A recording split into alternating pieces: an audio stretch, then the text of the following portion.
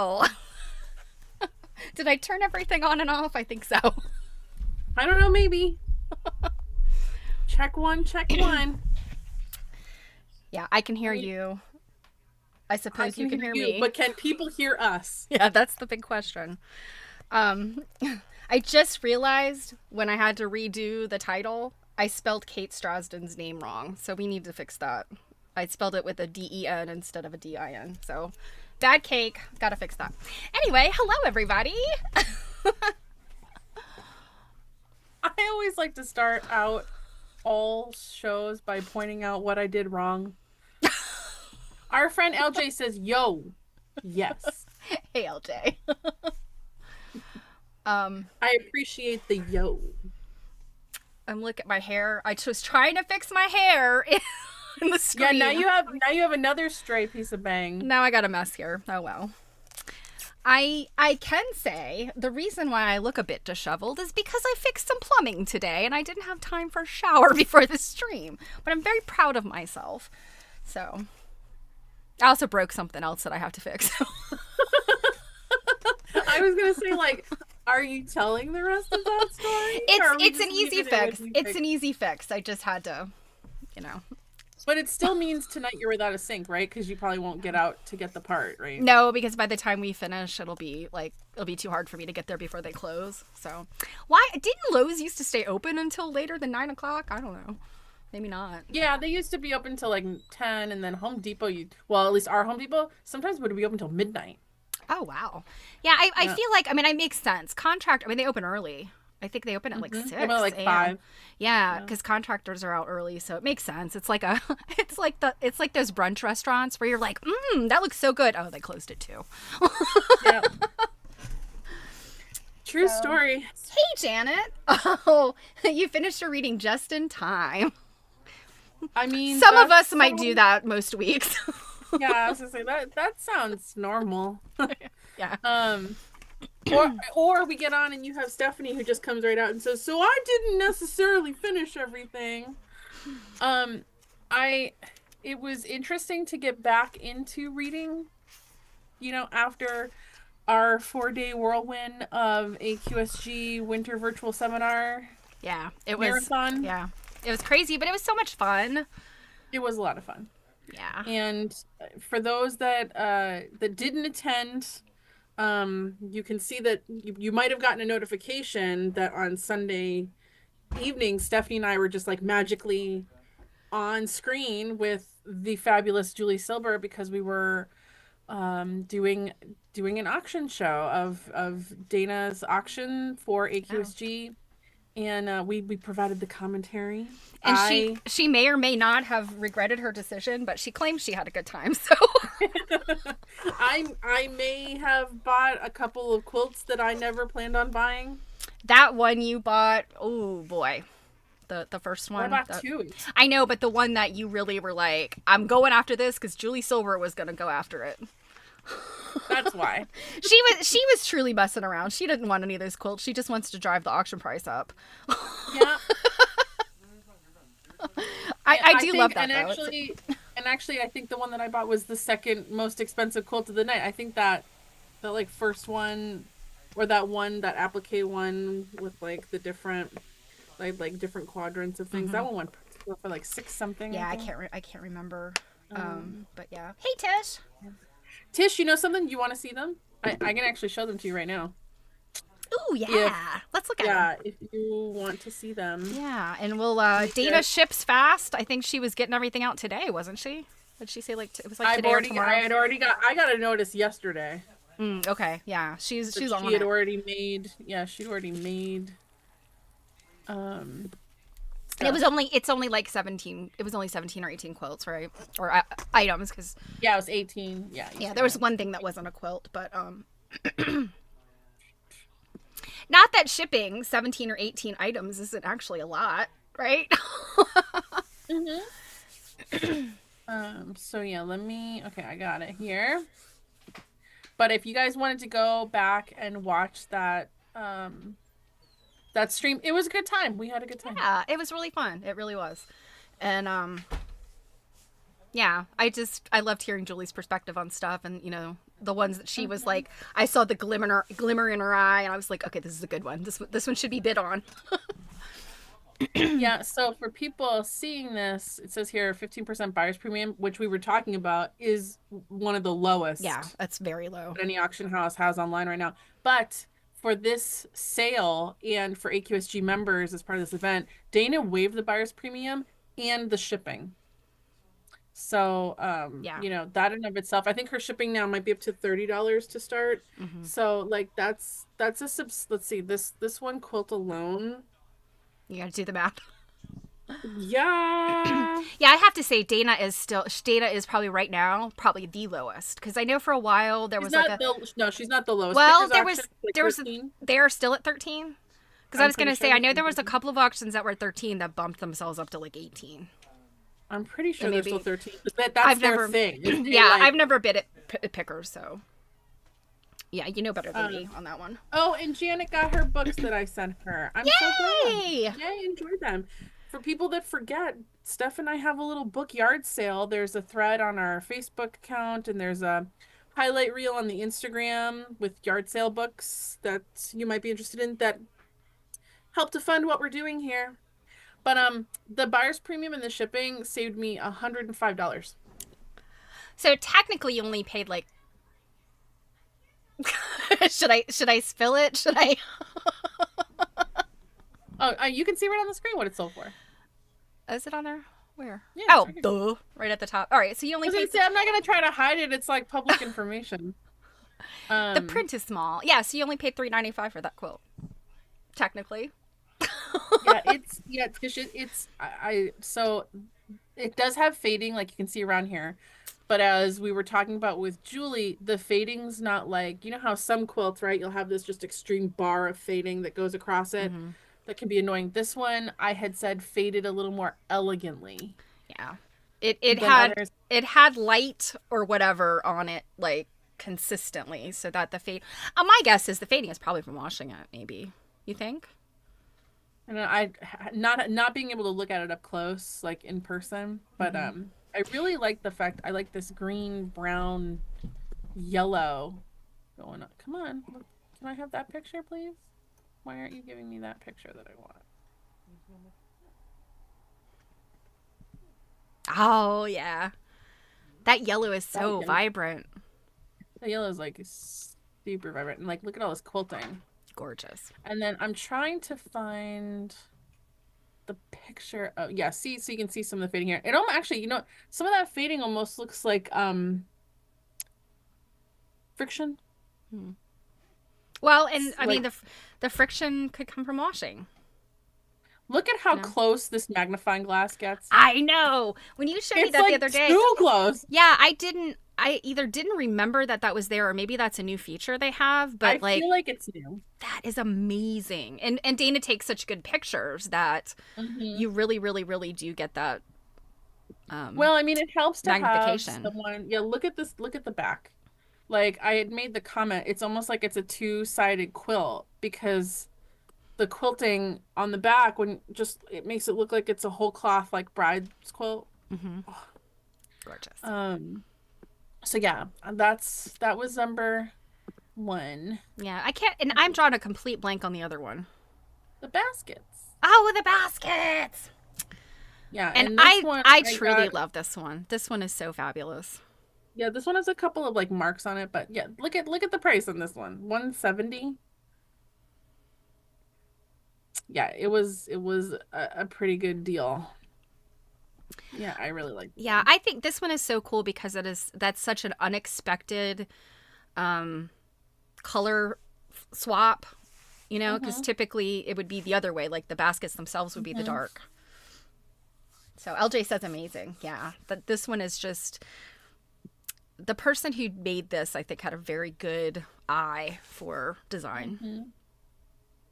Yeah, so those were the things that I purchased. 170 is a deal. Yes, I agree. Yeah, no, it totally is. That's why I wasn't. I swear I did not go into this auction with any plans really to bid on anything. It was more like that thought you have where you're like, well, maybe I'll bid if something's really going for like nothing. And when I saw this one like going for nothing, I was like, well, can't wait on that. Yes, it's a Yeah. totally unusual Yeah. basket design. And I like the variety of fabrics. Like some of the fabrics are just like really cool. And I can't remember what year was this. This is late. Is this like 1880s? I will go back to the Oh, thing this in a one's got second. that gorgeous little conversation prints. Yeah, like Oh, I love we've that got one. the The little, blue. it's a little equestrian print. Mm-hmm. Yeah, this one's a cutie. Okay, so this one, 1890. Okay, 1890s. I was only a decade off. I almost feel Yeah, like well, and though. I think the last one was, yeah, 1860. Okay. Yeah, I always feel like when you're looking at shirting prints, you're very safe in just saying 1880. It could be Mm-hmm. 1900. It could be Mm-hmm. 1890, but Well, 1880 is like a if you really good circa, yeah, if you circa. Oh, circa, circa. yeah. Was that like? Well, we've heard different things. Circa is like 10 years in either direction. Mm-hmm. Oh, So, well, since I have my screen shared here already, I can just go right into some other things like, yeah. you know, reminders and announcements and things. So we just got through this 4-day long marathon of all the things. We did have some hiccups, some unexpected things, some kerfuffles, which happens, but we made it through alive. Yeah, stuff One happens. You know, one night Stephanie slept for like 10 hours. because the night before I'd slept for 3. Yeah, like I all day yesterday because I mean, there's so much going on in this, weekend with study centers and all kinds of things, just like in-person seminar. I feel like yesterday, coming down from it, I feel like I just sat all day like this because like well, my brain was like smoking. well, you know what happened to me yesterday. We'll talk about that in a second if we have some time. Go ahead and finish. I was gonna say, did I have a total brain fart? No, Is you what were happened? there. You were there. Was I? Okay. Um, so I want to remind people that on the 18th, we're going to have an off night because we have an interview with the director of Virginia Quilt Museum, our friend Alicia Thomas. So what will happen, and we'll talk about this again next week, but on the 11th, when you get your book assignment, I'm going to assign 2 weeks so that we stay on track because we're officially halfway through. So that means that when we come back on the 25th after having that off night, that we'll discuss two weeks worth of reading that night because we have to stay on track because Stephanie and I are currently in the finalizing stages of our quarter 2 stuff going on, which you'll be excited about because it's got to do with more than just reading a book. So stay tuned for that. Stephanie has her Palentine's Day viewing on Yeah. the 14th for her Twitch subscribers. If you want to remind everyone what you're watching. So yes, we will be watching Taking Venice, which is about Robert Rauschenberg's win at the Venice Biennale in 1964. It's controversial, so it'll be a fun documentary to watch. And if you want to watch it with us, come join my Twitch. You can subscribe for 1 month. If you have Prime, you can subscribe with Prime. So You want to stick your thing in the chat? I will. I sure will. And then on the 22nd there, we have a little stitch and glitch where, I mean, if you've come, we've talked about everything. Stuff makes me hungry. It's food, it's current events, it's life, it's plans, it's all the things. So, and this calendar is a post on on the YouTube. It's a post in Facebook. It's on the calendar highlight on our Instagram. If you need reminding of where to be and when. So next, this Friday, Virginia Quilt Museum has an event that Stephanie and I are attending. It's virtual and it's free. And it has to do with our friend Amy Pabst. And I believe we have seen this particular quilt here in person. This one looks familiar. Yes, I think so. I think we saw this one in Louisville. So yeah, Alicia Thomas, director, will be having a meeting here with Amy Pabst on her free virtual event. It's in the afternoon. You should totally attend, and that's why I'm telling you because I only reminded Steph that her and I should sign up for this Oh my gosh. yesterday. I just realized. What did you realize? What'd you do? Don't ask questions. I just Oh, realized something. okay. Okay, everyone, don't ask questions. Don't ask Look questions. away. Look Look away. away. Look away. I just realized something. I made a huge boo-boo, but it's okay. It's all right. Okay. I'm afraid. Um, so yes, so you totally want to sign up for this. Hold on, let me give it to Stephanie. There. Um, and then I put it in the Slack if you can put it in the chat. And then just announced today, which I noticed before we even got onto our stream today, Arizona Quilt Study Group has announced their next study day event, which is March 29th, and it's going to feature Carolyn Gibbs. Oh, Carolyn. Yeah. Yeah, and she's going to be doing 2 lectures via Zoom from Great Britain. She just did a study center for AQSG. I didn't watch it yet, but I heard it was phenomenal. So she's going to be talking about traditional British quilt heritage. Part A is patchwork. And then I haven't even looked at this yet. Like, oh, that picture didn't load. And then the second part is going to be about quilting. Oh, there we go. Wow, look at that. That's some dynamic quilting there. Oh, wow. And it's got that ruffle. Mm. That's a lot of those are a lot of Welsh designs in there. Mm-hmm. So yes, this event, Arizona Quilt Study Group does some really nice stuff. And they do a whole, it's one whole like marathon here. So like they start at 9:45 Arizona time, so whatever that ends up being for you. And then they're done by around 1-ish. Depending on, questions and stuff like that. So it's a nice little chunk. And it's $35 for, Yeah, and 2 phenomenal lectures. That's a great price. I haven't been in a while. I know I went to at least one last year, but I went to the last one they did, and it was yeah, good. it's conflicted with like I've had something else going on, but yeah, the ones I've been to have been fantastic. There's that link. Yeah, I've already put it in. Don't worry about it. I can't open Slack because of how I've got this configuration. So here I was thinking you had all your screens going.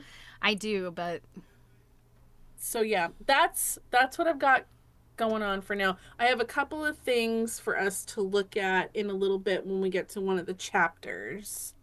But until then, let me figure out what I'm doing with my life here. Let me give y'all next week's homework. We're gonna do chapters 7 through no, that is wrong. Yeah, that was this week. That was this week. Hold on, where did my thing go? Should it be no? No, it's 10.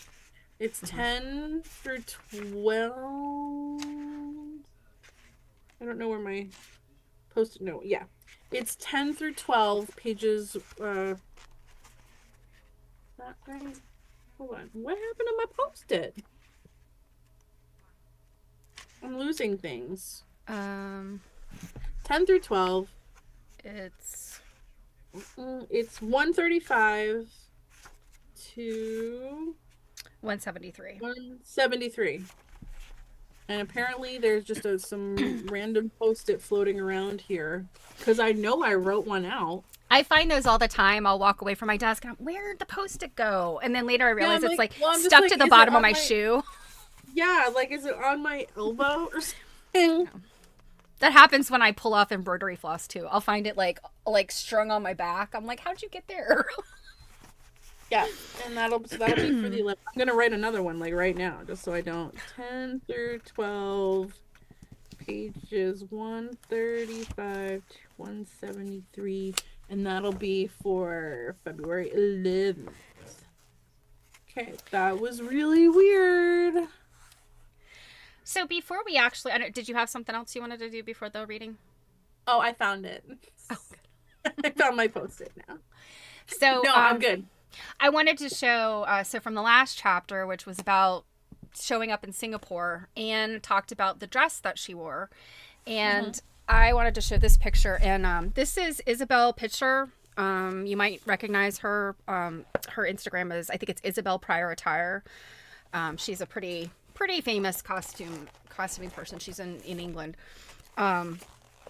This dress is a visiting dress of 1841. Wow. So I'm going to say this was probably pretty similar to what Anne's dress might have looked like when she arrived in Singapore. Now, what's interesting about the dresses, the other dresses, and I don't have, because this book starts with like 18, I think the earliest thing in here is like 1838 or 1839, I think. Yeah, 1838. Yeah, when they got married. So, well, to see that picture, this is 1838, which, you know, the dress is it's a little different, but not by much.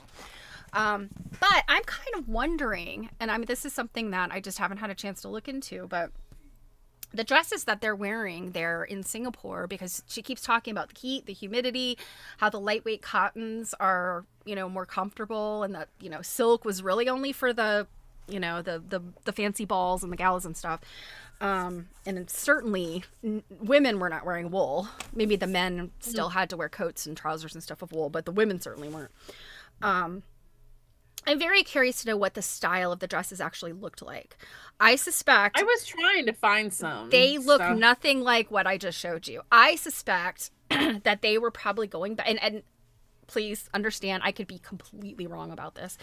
I suspect they might have been going back to a couple of decades before, turn of the century, when, so the Georgian look, they was this sort of Greek revival, very loose and flowing. And there's a very famous portrait of Marie Antoinette actually wearing this type of clothing, and it was a huge scandal because it was this beautiful white flowing dress, like this I very know exactly pastoral. which one you're talking Yeah, about. it's a pastoral. You know, she was trying to capture, you know, the sweet pastoral farming communities, and she ended up going to her own little sweet pastoral cottage. But people were like, "Oh my God, she's wearing her underwear in a picture!" Oh, clutching the pearls. But that look then ended up, by the end of the 1700s, early 1800s, being very popular. And so it was almost like, it was a very simple dress, empire waist. So, you know, it's coming up here. They changed what kind of undergarments they were wearing. They weren't wearing, you know, you couldn't wear like your traditional stays with that, or the corset. And it was very simple. And sometimes they almost had like a bib thing that sort of tied the bodice on, and it was very loose and kind of flowing. And so I'm kind of wondering if maybe that's what these, you know, all of these beautiful little cotton prints were used to make dresses like that, instead of these more structured dresses that even made out of cotton would kind of be binding and uncomfortable, I think. So I'm very curious. I feel like if we keep looking, we're gonna find out. I hope so, because I was trying to just like do a little bit of sleuthing online earlier. Yeah. And to be fair, I wasn't diving like super deep. Yeah. But I find that for the most part, a lot of the things that we might try to look for in relation to what Kate Strasdin's talking about has come up pretty easily when I'm looking for supplementary things. But nope, finding the simple cotton dress of Singapore, considering how we found out how important Singapore was at this time for trading and things like that, I would think there'd be a little more. And didn't find. Well, you know, it was interesting, like when Maria I guess it's Ballastier or I mean, I don't know. It's French. It's Ballastier? Frenchish. Ballastier, I think. I'm guessing it's Ballastier, not Ballastier. I think it's probably Ballastier. Her son Revere, and she talked about his items of clothing that she kept. She talked about like a Chinese cap that he wore.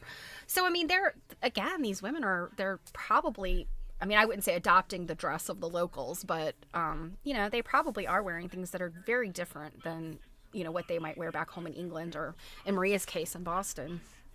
But did you like the surprise that Maria Ballester is Paul Revere's daughter?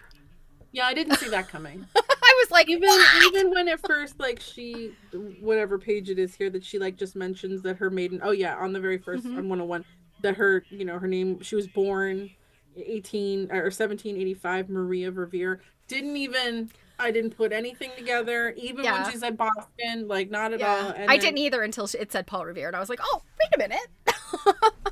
yeah. And well, and it really kind of lends, because remember, so this person, like we're talking about Anne Sykes, and she's in Singapore and she's from England, and a lot of what we're dealing with here deals with that area. Then all of a sudden, here we are with American Maria related to Paul Revere, and like it almost kind of lets you know like how almost like incestuous like the interactions of just everyday people are, because there's so many less people Yeah, than it's there yeah, are now. I almost feel like it's like super easy to find famous people who were connected with each other. And I mean, how Mhm. lucky for Kate Strasdin.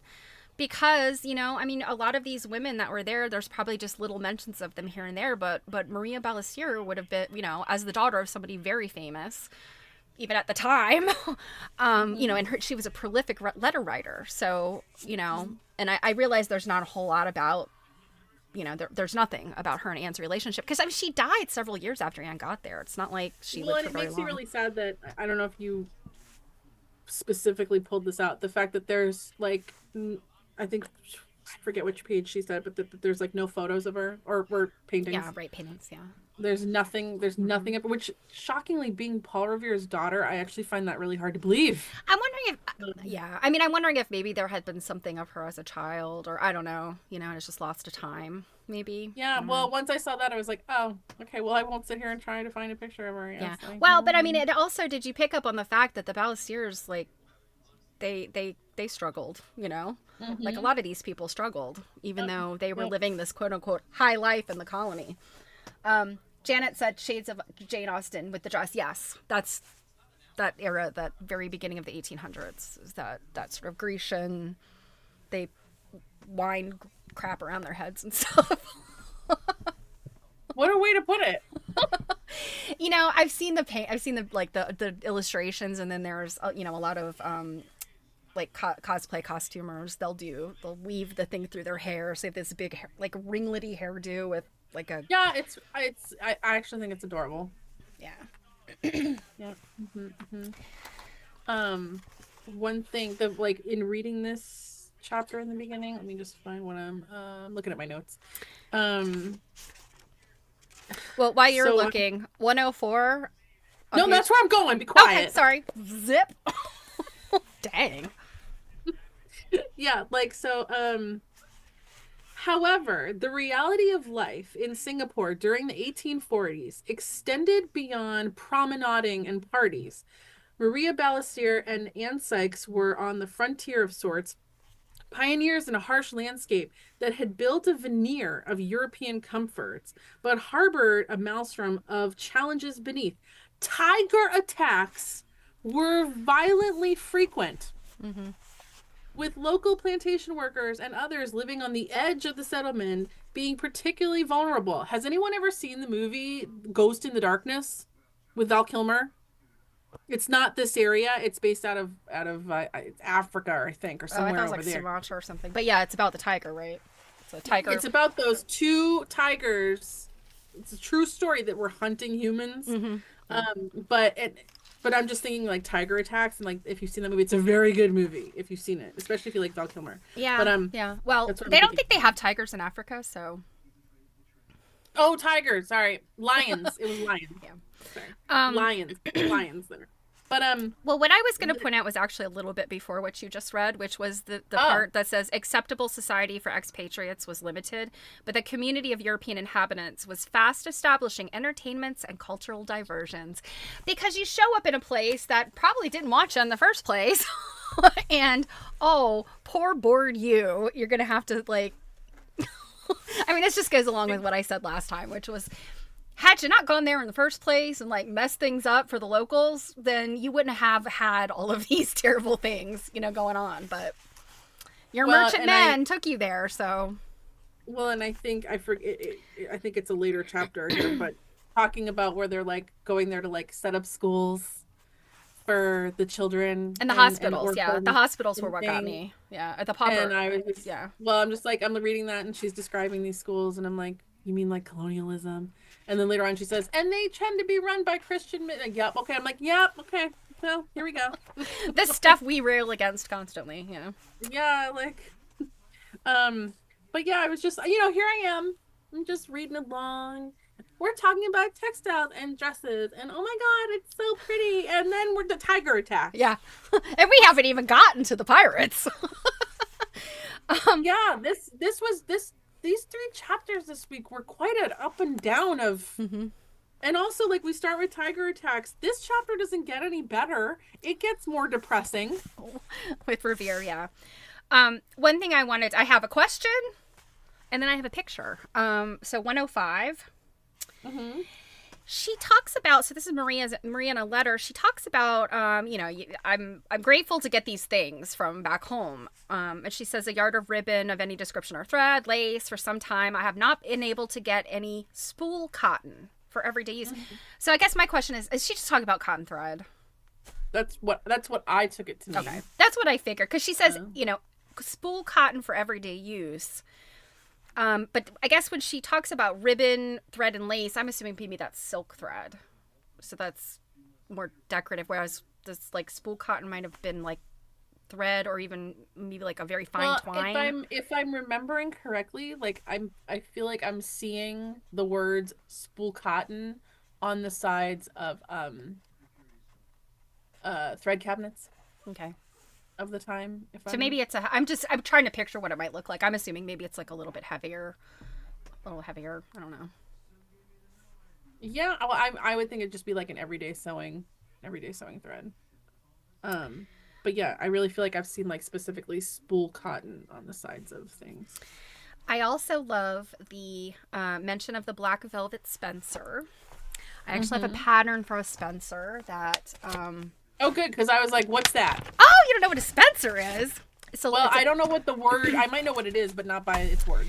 It's a crop jacket. That's a Spencer. Okay. So what she's talking about is probably, you know, kind of a flowy gown. And then this, I think she mentions it's a plum-colored gown. And then you put this on top of it. And sometimes they had long sleeves, but this one just happens to have little poofy sleeves. But yeah, it would... because it's cropped, it would nip your waist in. So it would be very fashionable looking. And Spencers very often have soutache braiding on them in like really intricate designs.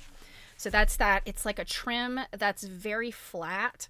And I think the way that they make it is it's 2 cords and it's almost wrapped with like a figure 8 of like silk thread. And it makes like this very flat braid that you can like bend it in very intricate kind of coils and stuff. Makes me think of GIMP, the way that you describe it. Yeah. I think soutache and GIMP are very close together, but let me see. I think there's a picture of soutache in here in her book. You know, now that I'm thinking about it, I wonder if spool cotton could that potentially be the kind of cotton used for darning? Maybe. Well, I mean, in theory, it could be just the kind of thread you use for sewing cotton. But like, it's that thicker, like you said, that thicker kind of cotton. Yeah, so that's okay. That's what that is. Yeah, that's soutache, and very military. Spencers were often very military looking jackets. So yeah, I was really excited that the mention of many of these garments. I'm like, I know what that is. You know, because I studied all this stuff for a really long time, and this pattern is actually by the guy who did the costuming for Hamilton. Oh, so yeah. One day I'll make it. I have this beautiful green velvet, or not velvet, wool to make it out of. Janet says that braids on a lot of military outfits. Yep. It's very military looking. My God, it's already 7:40. Well then, Maria in here, like, she makes me really sad because, like you were saying, right? She, you know, it talks about how she goes to this new place with her husband. Also, it is mentioned, I think it's in a later chapter, but it's mentioned that like of all the settlers, and there's a good amount, a few hundred, I think, was part of this one settlement. Yeah, I think it was like 200. Yeah. Only like this many are women. And all the rest are men. Which, aside from the fact of like, wow, that makes me nervous just being a woman in the world. but I was like, that's a very, very, very small world. Yeah, And it it is. also It's yeah, and I it's can't also imagine like it's also mentioned just kind of in passing somewhere about how even sending, letters and things, you might only exchange a couple times a year I because it's based know. on ships going Yeah, somewhere. and letter writing, of course, in these periods was very big deal. I mean, you don't have, I mean, gosh, at that point they didn't even have the telegraph, do they? And you're in this far-flung outpost, and you're only hearing from your family a few times a year. And I mean, some of these stories, if you read a lot of history, people went to these outposts or they went to sea, and they never saw their families again. And I'm just like, and I mean, even in like landlocked places, if your family, I mean, remember when we read Legacy, they were only a couple states away. To us, it I would be know it like, was a that's a big day deal. trip. That's a day trip, but they never saw each other again. Hmm. I think it was, I probably, Maria, I mean, it really broke my heart when her son died and, didn't even have an image of him. At this time, people didn't have images unless it was a painting. And just how sad that she like kept his room. I mean, how many times do we hear stories about that? People who lose a Even today, child. yeah. Yeah. People lose a child Hmm. and they're stuck in their grief and they keep their child's room the way it was the day their child died. That I mean, to read that Maria Ballestier did that, you're like, that is a human thing to do. To try to preserve this, your child in this moment in time. Well, and I wonder if some of it, because I mean, I don't know how she, like, what kind, if she found out about his death from like a letter or something, but she makes the point in saying, it's like page 108, that Revere, Maria's son, died from a fever, like, in his room. So I'm like, as part of this, the issue of like, that almost kind of leads me to believe he died alone. Like while everyone was sleeping or something like that. Yeah. Um, that might have helped it lend itself to some of the grief, but it says that he dies in 1844, leaving Maria heartbroken. And then after that, it says she basically, from that point, just kind of wastes away. Yeah, she And then basically she goes dies into only like, 3 years later. yeah, lifelong mourning, basically, right? Hmm. So it Hmm. sounds like she died, right? Because Anne was only there for 7 years, right? Yeah, she died. So Maria dies in 1847. Yeah, and so Anne got there, what, in 1840? Mm-hmm. And Revere dies within a few years after Anne gets there. So, yeah. Yeah, it's a very sad. On page Mm-hmm. 109, I just wanted to mention where they talk about the gift of mittens. Yeah, Black And Mittens. you're thinking to yourself, why in a humid colonial outpost where it's really hot and there's jungle would anybody be accepting mittens? They're not mittens. They're actually mitts. And what it is, it's like a glove, but Fingers. there's no fingers, and basically it kind of comes to like a point here. And then this part, there might be something on the palm, there might not. It might like just kind of follow your hand and then it comes to a point to cover your fingers. It's to keep your arms from burning, from getting color and burning. But well, shouldn't they be white then? Why are they black? Because won't they get really hot absorbing the sunlight? Well, yeah, but white would also get filthy. So, I'd rather filthy than like, really toasted warm. I don't want to bake inside of them. but anyway, that is what they are. They're mitts, and they do like they're there to cover your hands so that you're under your parasol. But if you reach your hand out, God forbid, the sun gets it, and your beautiful white skin is going to be burnt. So, Hmm. All right, moving on to 8. Are you comfortable to move on? the pirates. Iris. And I by the didn't see way, this coming either. yeah, I was shocked. Well, I knew there was something about pirates because I had just flipped through and I saw the name of the chapter. And I was like, oh my God, there's pirates. But if you didn't find the pirate scrap, this is what Oh yeah. it's this page that has kind of this and I feel like the way she described, I thought she had described the slipper fabric as being light blue, but it's not. It looks like it's a pretty like dark blue or maybe even a cadet blue. And that this is actually a ribbon. This thing here. And then this is the pirate flag. Piece of a pirate flag. Yeah, and I just thought it's really fascinating that she's calling this out, and I'm assuming she's calling it out because, and by she I mean Kate Strasdin, I'm assuming she's calling it out because, I mean, she found this fabulous story, and was able to relate this story. But the idea of, like, how did Anne Sykes get this? Like, can you imagine? She might have been one of those people who, when her husband gives her this book, and, maybe he's meaning it to be a scrapbook, and the beginning of it is, here's our wedding stuff, right? You do what you will with the scrapbook. And so she's like, oh, I'm going to make a swatch book.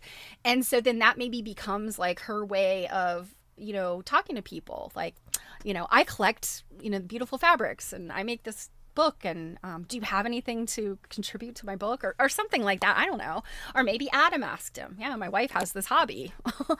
So it's just so interesting to think of all the possibilities of how she met this man. And well, given that he's in the area and we've got a small amount of people. Yeah, sure. Well, exactly. I mean, she probably saw him, I think, as described at this this event, I could see it very, because the thing is I did pull up a page about him.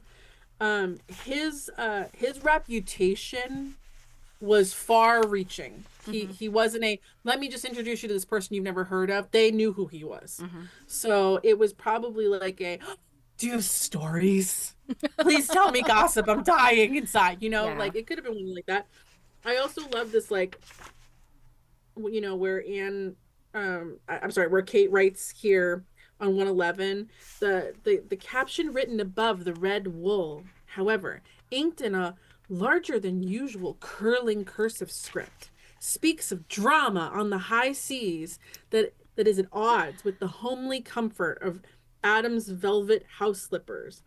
Part of pirate's flag, taken in Borneo by the Admiral, 1845. Apparently he is a big deal. Yeah. I mean, it sounds like it. And apparently he's a big deal, but his family is also a big deal, and, like, not in a good way. Right. Because when I had pulled something up because I wanted to try to get a picture of him, which I did. But then also, let me see here. On page 133, apparently the Cochrane family, because this is, Admiral Sir Thomas Cochrane, but apparently the family before him, they weren't very popular. And John Jervis, the first Earl of St. Vincent, wrote that the Cochranes are not to be trusted. They are all mad, romantic, money-getting, and not truth-telling. So, and even our admiral here had some issues when he was doing some governmental things and whatnot. But let me pull up his picture so we can see the stud muffin. I mean, he certainly had an interesting life. Here's Mr. Oh, well, isn't he a dashing man? Dashing. But look at the uniform. That was what she described. And I thought it was interesting how he was like, and I didn't, let's see. I'm trying to see. Okay, it's on page 117. Where it talks about the expense of the additional gold lace. And I'm like, honestly, why do you need to wear something like that when you're on the high seas? And I understand for like a, well, I still don't even understand, but for like something like you go to a state dinner or, some kind of fancy shindig and you wear your uniform. But, the very idea. This is not practical. Yeah, the very idea that this thing is being, assuming it's probably hanging in his stateroom, he doesn't actually wear it on the ship, I would hope. It's still being subjected to terrible conditions. And that stuff here, it's, she talks about the gold pearl. It's basically like bullion is what it looks like. And it's like a metal that would be embroidered up here. And then all those little fringes were probably like silk bullion. And do you know that I have a pair of those epaulets that I got in a mixed lot that I bought off a online auction? Oh, what fun! I should. Yeah, they're an odd thing. They're in the closet here. Yeah, I have some, and I was just like, what am I gonna do with these? I have some things that have come out of, like, I have an 18 something flag, U.S. flag. I'm like, what in the hell am I gonna do with this? The things that you get in mixed lots. But yeah, and then he'd have like those gold buttons like down the double-breasted jacket. I mean, it was Mm-hmm. a naval officer would have been very like commanding. I mean, even today, naval officers in their white, U.S. naval officers would wear white, and it's very striking. This guy lived to be old too. He died at 83. 83. Mm-hmm. Yeah. That's like 100 and something today. That is that Yeah. is old. Yeah. He Typically, also men had did not live that long. he also had a long list of commands, and then down here is where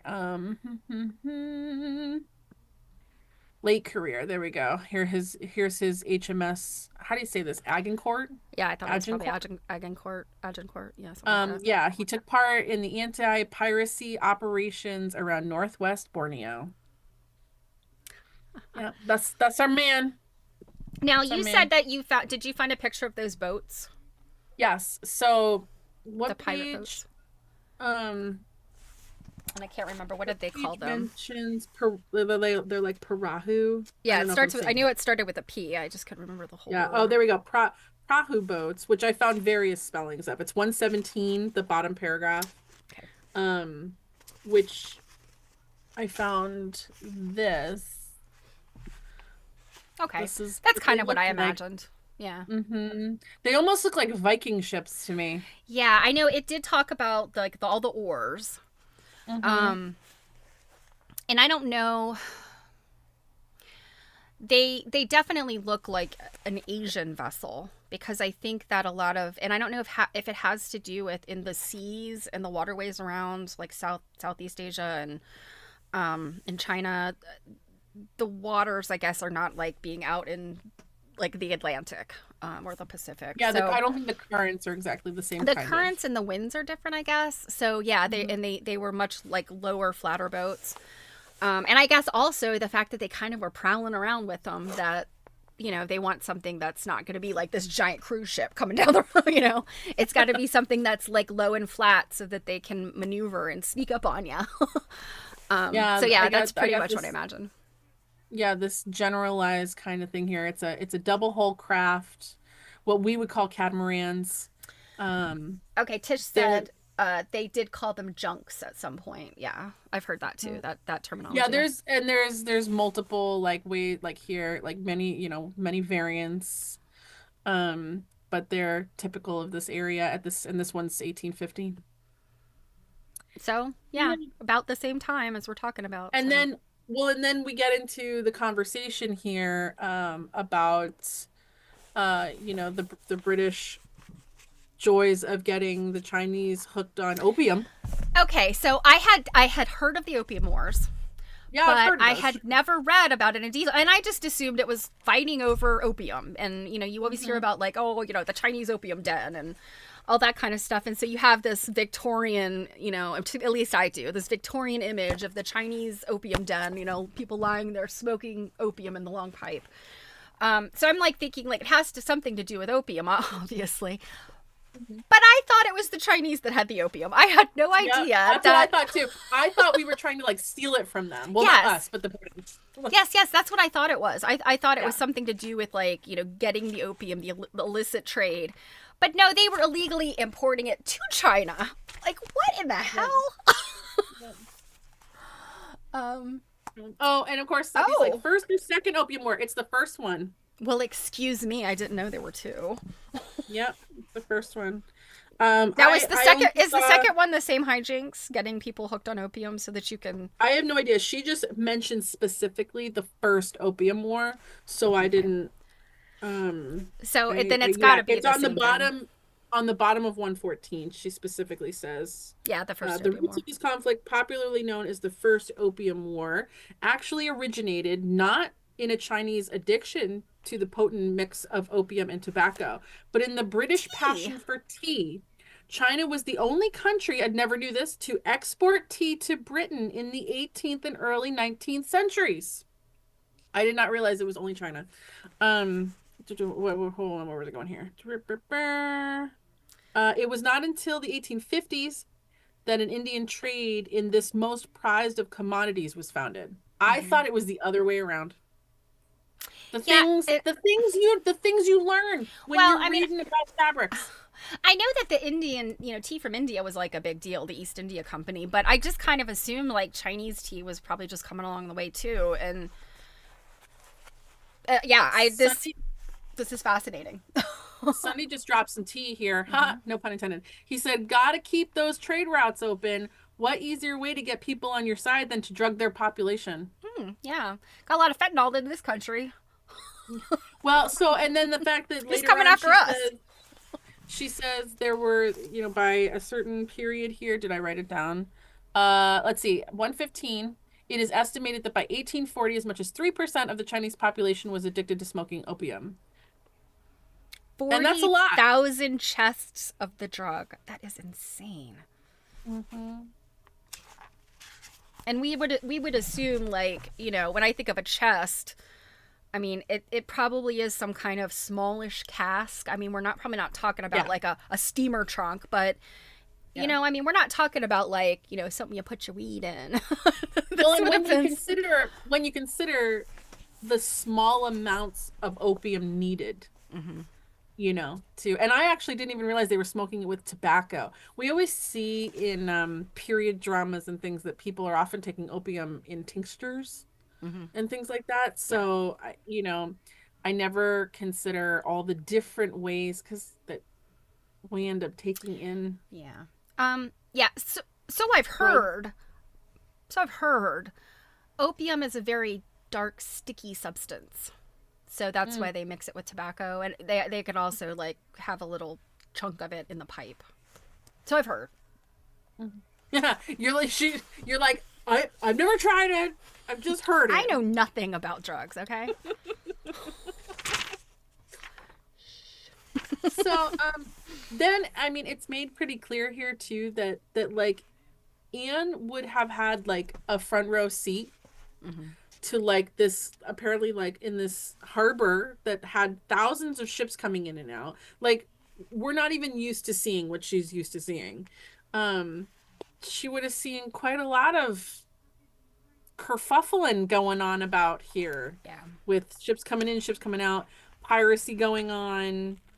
I gotta be honest. I mean, to me, like as lonely as it sounded, as uncomfortable. I mean, you think even today with like the fabrics that we have that are like supposed to be cooling and wicking and all that stuff, it is still awful to be like in a super hot humid place where you can't get, like air conditioning or cold water or ice or something. And back then you couldn't strip down to a pair of like her bra and undies, Daisy Dukes and crop top. You still had to wear something like cover. She brought her string bikini with her. You had to cover your ankles, even if it was with a thin cotton dress. Heaven forbid we show ankles. Yeah, but I mean, again, so like all of the things that you've got, sort of, and I mean, honestly, there's places like this still on Earth today where it's a dangerous place to be because there is no infrastructure and it's hot, it's humid, there's disease-carrying insects, and I mean in this time period and even today there are pirates. There's people out there that want to steal what you have, so there's a lot of danger. In addition to the loneliness, it must have been so hard, but also judging by her upholstery, she wasn't having that hard of a time. She at least had a nice house. I know. I can just only think of like, what are we actually doing with our time? Oh, we have more opium comments. So Sunday said, him and I last night watched the last episode of the Bridgerton spinoff there about Queen Charlotte. And he's like, yeah, last night's episode we watched it's not Bridgerton, it's just Queen Charlotte's side. But when the husband was calling for opium for his pregnant wife, the king. That's not good. Yeah. And then Janet said opium, cocaine, and arsenic were easy to get at the chemist in England in the 1840s. Yep. You just went and got yourself a little vial of opium. I was just a little arsenic to kill your husband, a little opium to keep yourself flying high, and well, remember arsenic was also used to keep you thin. Because that was very important. Mm-hmm. Oh, we got to drink our arsenic tea. Oh yeah, because it destroys your appetite. Yeah, you. I mean, among everything else. Yeah, you absorb no nutrients with arsenic. Yeah. And the cocaine. Well, we were just putting that in Coca-Cola. So. Um, so the frontier women. Um, I'm pretty sure it was said earlier in the book, but on page 123, I did highlight it was a 4-month journey to get there from England. I don't want to talk about it. But I mean, I don't even like flying for 3 hours. Like, I know. But I'm just thinking, like, today to get to Singapore, I mean, it's a long flight, but I mean, you're going to be there in 24 hours unless you have some crazy connection or you have to stay for a while. So, yeah, you could be there within a day or two. Well, even by boat is significantly faster and more comfortable and less dysentery now than it was then. Oh, yeah, for sure. But I mean, yeah, can you even imagine, like, just to be on a boat for 4 months in that passage? And now, granted, she is a woman of means. They would have had, even if it was kind of like a, it's obviously not, like Her Majesty's ocean liner with, I'm assuming. Not the Titanic. The Titanic with the fancy dishes and stuff. But also, Adam as a well-off merchant they were not in steerage, they were not down in the bilge, but still 4 months at sea, like, ugh. Well, and Sunday said, and you won't be eating nothing but hardtack. Hardtack. Oh, wormy hardtack.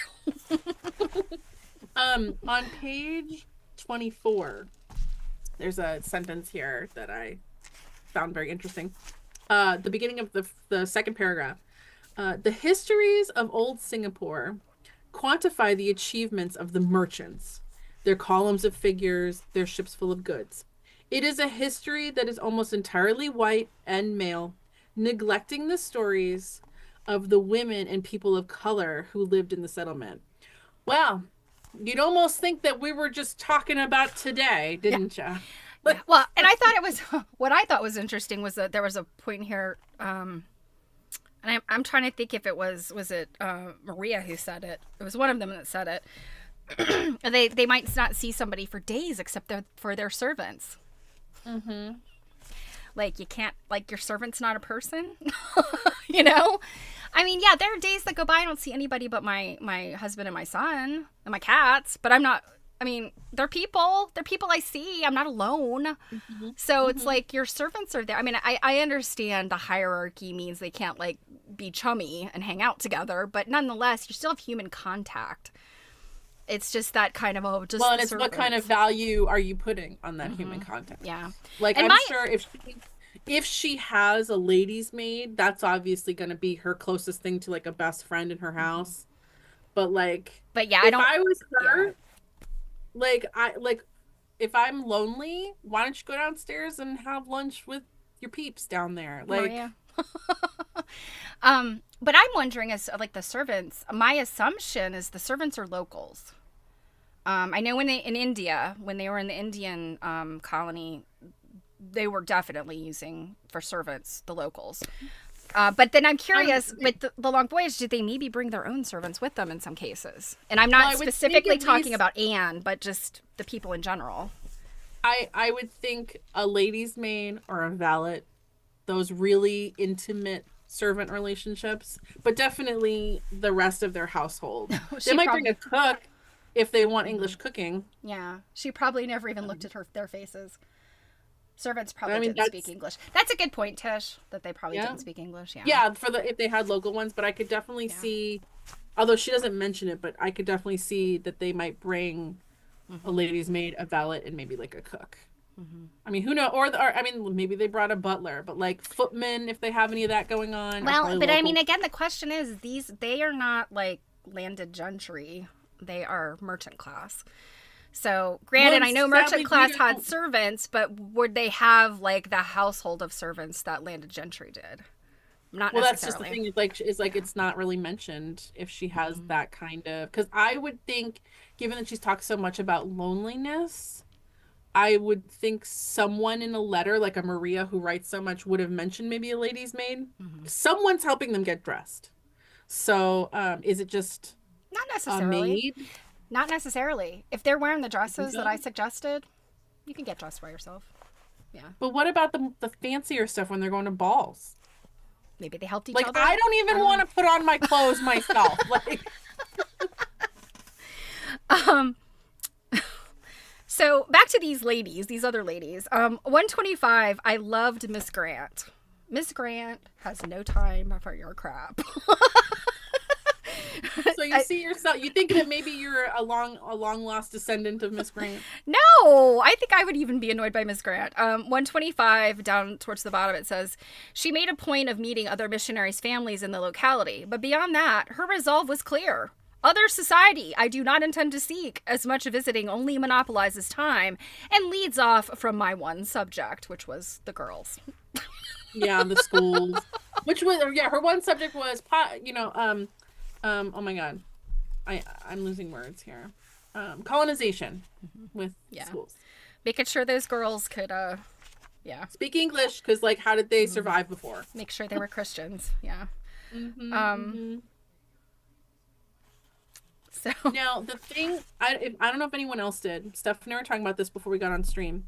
I was trying my damnedest to look in the swatches to see if we could see any of these ladies' names. But some of the writing, I was really annoyed, because I was just like, why didn't she take the time to relabel things? She's got plenty of room here to do that. Did anyone else happen to notice if any of these belong to these gals? That, because I feel like these pages here that are put in because they're about people she talks about. And because I don't have a magnifying glass. Yeah, I was gonna say, Robin's not here tonight. Robin usually has the eagle eyes for this stuff. Yeah, I could not tell. Yeah, I get the impression, what she's talked about with these other women is either not in here, or we're not recognizing it from the description. Well, because given. It's tiny and it's in a script we're not used to reading anymore. Yeah, the copperplate script. Yeah, I did not get the impression, unless it's like maybe some of this page. Yeah, I was also trying to look based on how she was describing things. This appears to me to be like a little indigo print. So I don't know. But yeah, none of these swatches look like maybe, what she was talking about. So that's disappointing to me that, she doesn't have... Yeah, Tish agrees. She wants to be able to read the writing. Yeah. Yeah. Well, especially like if you're putting it in here as an example of what we're reading about, like just add your own little extra label. Well, and that's the thing. I mean, this might have been an editorial decision. But yeah, it would be nice to have, some kind of like somewhere, like a little translation. Even if they just labeled the page numbers, and she could say on page, see page, blah, blah, blah. And then we could at least know one of these 4 prints belong to, Mrs. Clark. Like, That's Miss Clark. Or no, Mrs. Clark was the old lady. I'm sorry. Mrs. Clark was the older lady. My bad. It's Miss Grant. My bad. My bad. I was gonna say. But yeah, I did notice some of these fabrics in here are really pretty cool. I was really looking at them, and I just want to see the whole book. I really want to see the whole book so badly. Well, you said you were potentially going to reach out to her to ask if she was doing more with it, or... Well, can you please come talk to us and tell us everything and show us the book? Yeah, like, is it ever going to be digitized? Or anything like that? I also... This other book in here that's mentioned, I find very interesting. On page 131... the book titled Traveling and Its Requirements, addressed to ladies by a lady. And it recommends, in choosing each item of a traveling costume, care should be taken to avoid anything outer or conspicuous. Do you have anything in your book there of traveling items? Yes, the redingote. And that was actually the earlier one I showed. The one that's 1838 is a traveling. Sorry. Yeah. So this is a redingote. Mm-hmm. That would have been like a sort of a traveling outfit. Mm-hmm. The very first one we looked at kind of would have been a traveling outfit too. It's called a visiting dress, like a visiting gown. So it's it's the kind of thing like business casual, I guess, right? As opposed to an evening dress of the time, which would look like this. And so that was 18, that one's 1845. So and I mean, I think this goes for multiple centuries, but like whenever you show off this area, as this is a décolletage, I don't know. I mean, or is that just, I don't know. Whenever you're showing off this expanse of your body. The décolleté? Yeah, all this that's going to be an evening dress. Like, you would not show that off during the day. You know, your dress would just not show that off, so. This just said there's a list of illustrations in the back. Well, Janet has read ahead. Page 276 talks about their cook being Mrs. Charnock. Okay, 275 talks about the plates. Oh! I never saw this. Okay. No. The most significant diameter. Okay, so in the plate where we looked at last time with the cool upholstery fabric, the facing plate is Maria's stuff. So this was her upholstery stuff, her draperies and her upholstery. This is Maria's. These are Maria's dress fabrics. Okay, and I wondered, now can you, I mean, I could only make out that there was a B on there. What would we do without you gals? Okay, so the page facing the one with the pirate flag swatch says, Anne recorded the garments worn by the women she came to know as they arrived in Singapore. On this page are swatches from the dresses of Fanny Taylor and the sea captain's wife, Mrs. Millward. It's funny though, she calls it like plate 9. Plate 9's not even labeled. Yeah. So yeah, that's what I thought with these. Yeah, that's what I was wondering too. Yeah, that's what I had assumed. But they're not. Haven't forbid be able to read it. Yeah, they're not the women that have been talked about in this chapter, so that's what's, I guess, confusing. Well, one of them I can read, like the top, the blue print that you were talking about. Mm-hmm. I can read the very last word, which is Dugdale. I really need to just get a magnifying glass. Like, there's other practical business reasons that I could use one, and I keep meaning to buy one. It does say the dress worn by Anne Sykes, August 23rd, 1842. The day something in something Mrs. Dugdale.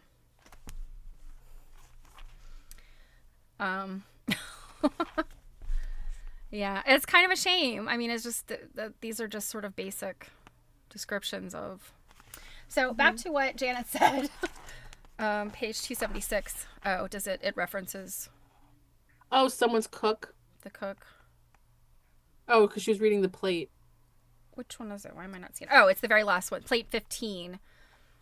A printed floral cotton and cream and brown and caption Margaret Charnock. Miss Charnock was Anne and Adam's cook. So she had to have come with them. Or she came... Because Margaret Charnock, that's not a local's name. That's definitely somebody from England. Thank you for solving that for us, Janet. We at least know they had a cook. Interesting too, because it's funny. So we're talking about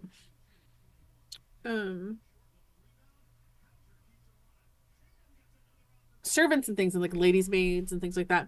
And part of me was wondering why, and of course we're only halfway through the book, but why we haven't really heard much about if there's a lady's maid or a valet or a cook or something. And would she have included samples of their dress, which would obviously be plain, but it would be customary to give them gifts of calico to make their own clothes, because they did wear clothes other than whatever their uniform was. Right. Yeah. So I find it interesting that of all the things right now so far included is technically one of the lower tiered servants as the cook. Mm-hmm. Being included. But I go back to the fact I really, really don't think that they had a very and again, I will disclaimer, this is just a guess, but I really feel like they did not have like a really, huge stable of servants that they brought But along they've with got them. to at least have, they got to have a maid. Yeah. Someone's got to clean that house. Right. And that's why I'm thinking that would be maybe some of the local people that they hired on to do that type of work. And then they have this cook. Because I'm thinking, yeah, these type of people probably were not going to be real cool with like the local cuisine. It's like, we need our bangers and mash, please. Although it's funny because they would have been limited to what kind of ingredients they could get. Yeah, that's true. But I mean, there's water, so they definitely could have like seafood kind of stuff. So, and my guess is there were likely animals there, pigs and pigs and cows. I'm sure that they had. They could have some tiger for dinner. The Tiger Club provided tiger steaks quarterly. Yeah, don't forget to watch that movie, Ghost in the Darkness. Yeah, I know, I've heard of it. It's I really thought it was tigers. No, it's lions. It's lions. Okay. And it's lions. Somebody's probably can look it up right now.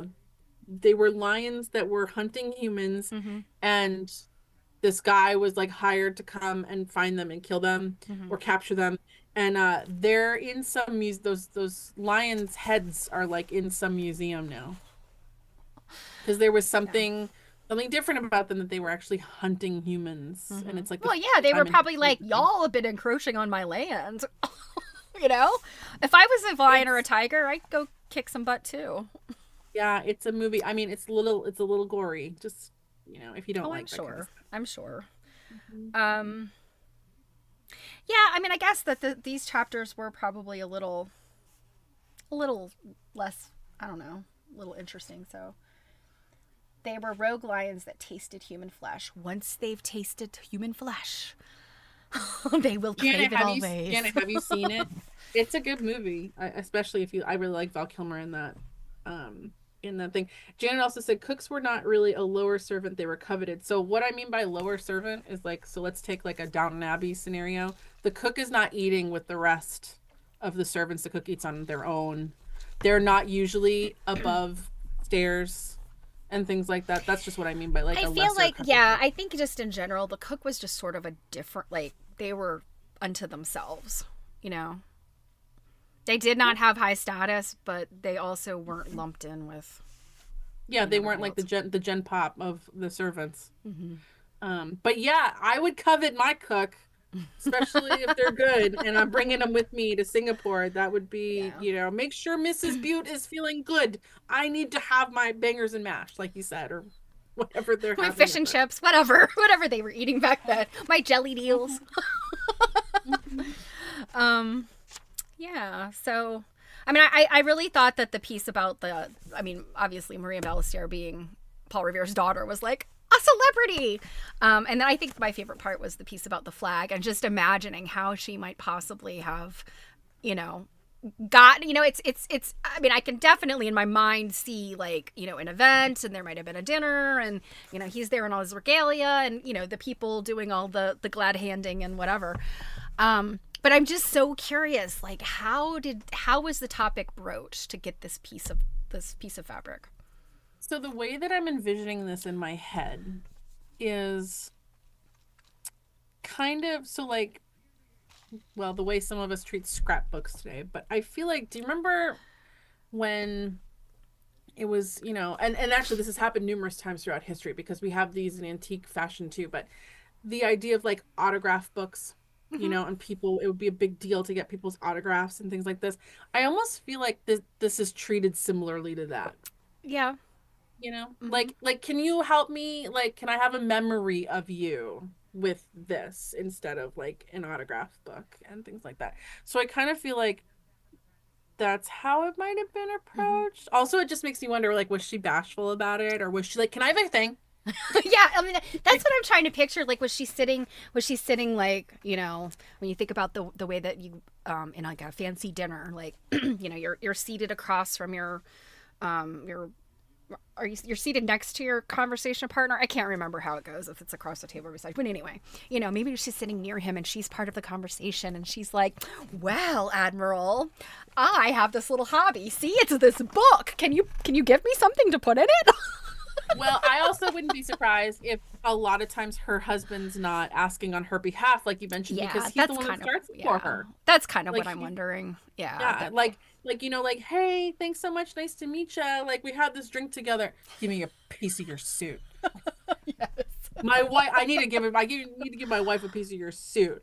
I was just trying to look. Do we have we seen yet a picture of Anne? No, and I don't think there is one. I don't think that. Say that?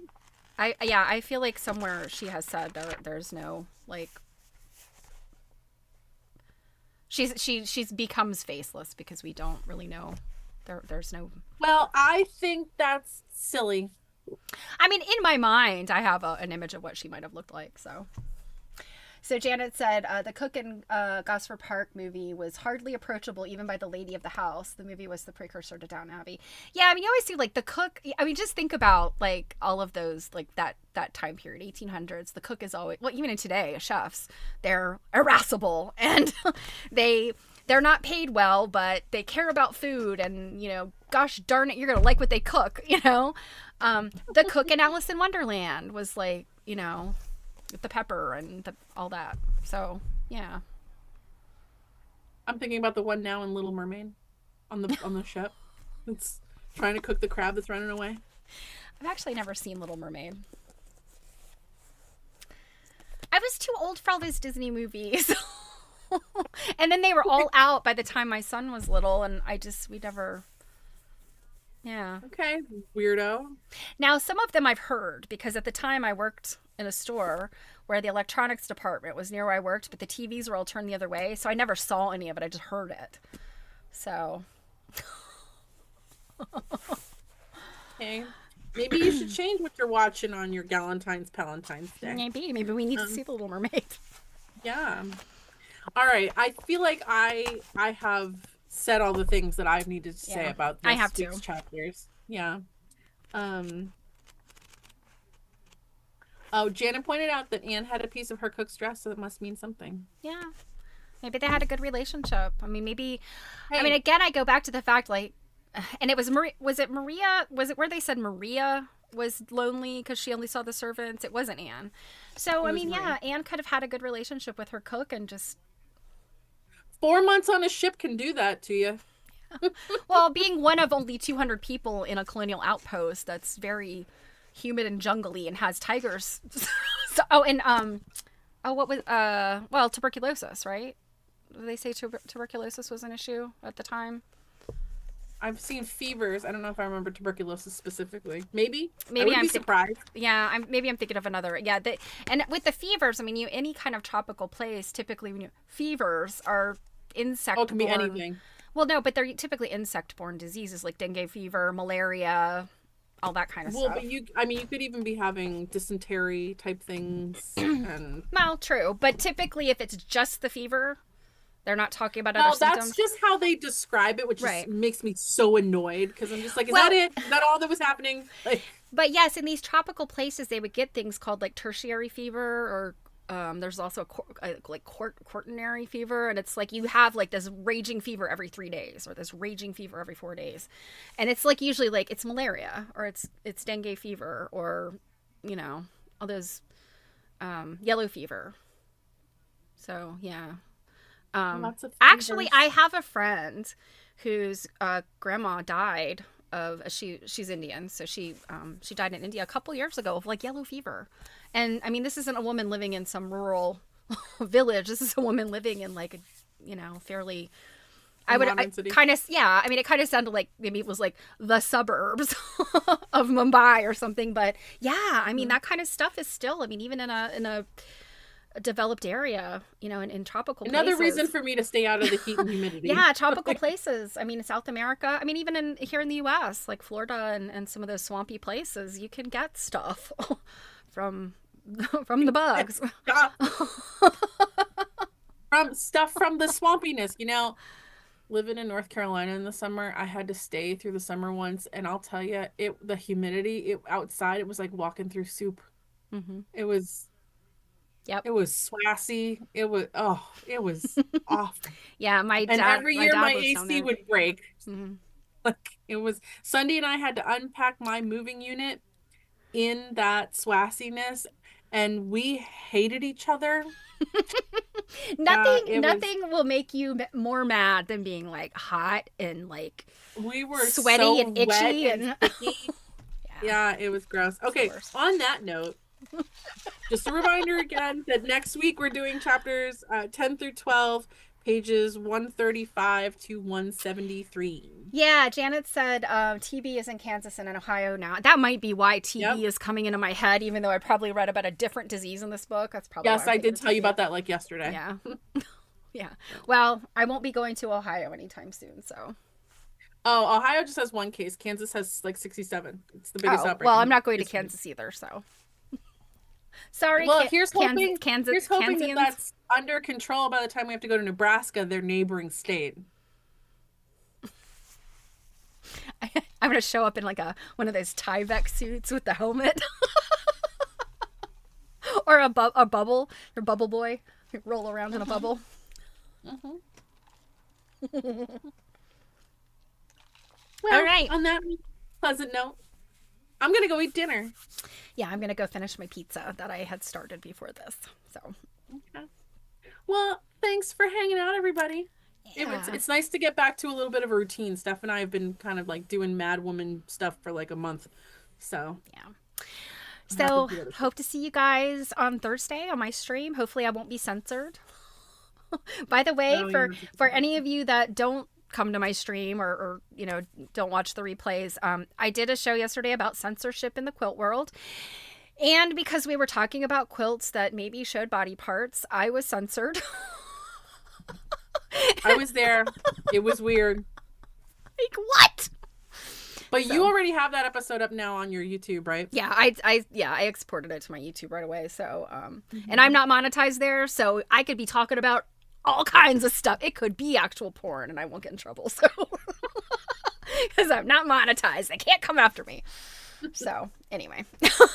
Yeah, it was an interesting stream, and you guys should definitely watch the replay on stick your YouTube in the chat there before we go, because it's not like Cake TV. Yeah, it's the Stephanie Cake. Actually, Stephanie Cake is my Twitch. It's not Cake TV. I know, which gets confusing for people trying to find you. Well, I like to maintain an air of mystery, as people know. Mm-hmm. All right, you guys. Until next time. Thanks for hanging out.